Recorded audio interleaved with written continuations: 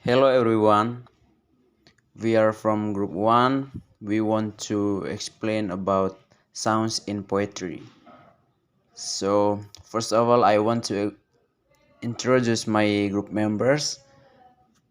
The first one is Heni LS Dopen, the second one Abdul Mujrimin Samsudin, the third one Sheila Taek, and the fourth Mariano Seri Darmanto, and the last is Methodius Indra Balimema. So we move to the first topic about definition of sound. Sound is formed by rhyme and rhythm. Rhyme is the sound produced by letters or words in an array and stanzas or sound similarities in poetry, while the rhythm is the alternation of high and low, short length, and loud and soft pitch sounds. The emergence of rhyme is caused by the repetition of sounds in row and various. For example, due to rhymes, word repetition, verse repetition, word stress that are alternately loud and weak, or word length. In poetry, sounds is aesthetic. It is an element of poetry to gain beauty and expressive power. The sounds is closely related to musical elements, for example, songs, melodies, rhythms, and so on. From this, it can be understood that rhyme is one of the elements forming rhythm, but rhythm is not only formed by rhyme. It is both rhyme and rhythm that create the musicalizing effect on poetry, which makes poetry beautiful and pleasant to hear even without being sung. Move to next speaker. Okay, now I will explain about kin of sound. The first one, variant of saxophonic sound. The sound of saxophone can be used to create atmosphere of the present, isolation, sadness, solemnity, gloom, emotion, sadness, and so on. Visually, this variety of sound uses the consonant B, P, and so on. The second, variety of euphonic sound. Euphonic sound are used to present an atmosphere of joy, enthusiasm, movement, vitality of life, joy, courage, and so on. Visually, the variety of euphony is dominated by the use of vocal sound.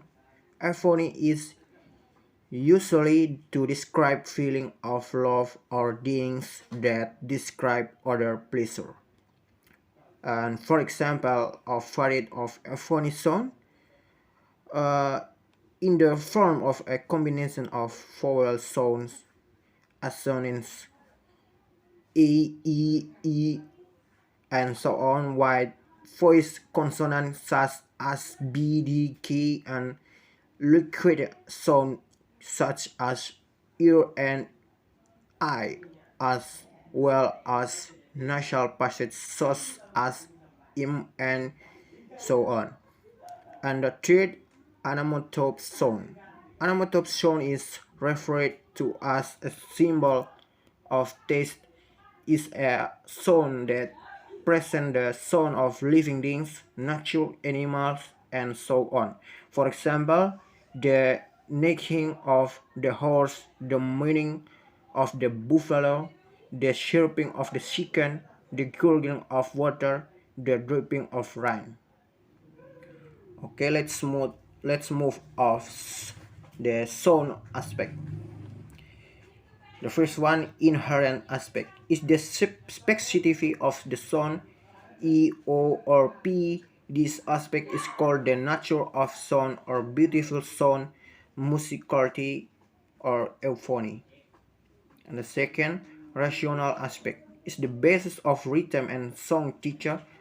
Tone, high and low, tempo, long or short, dynamic, strong or weak, repetition, rare or consonant. Okay, let's move poetic device the sound of poetry.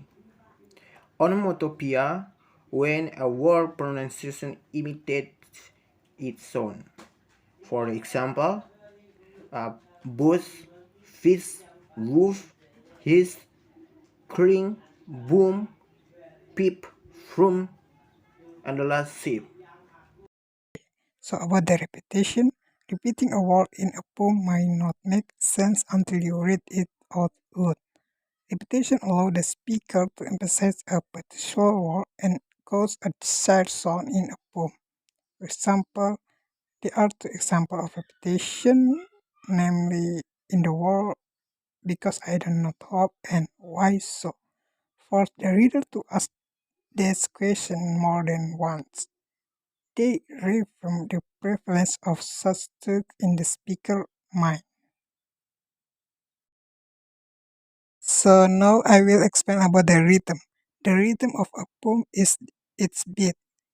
It marks the ascent syllable as well as the down beats. You can track a poem's rhythm by its beat and meter.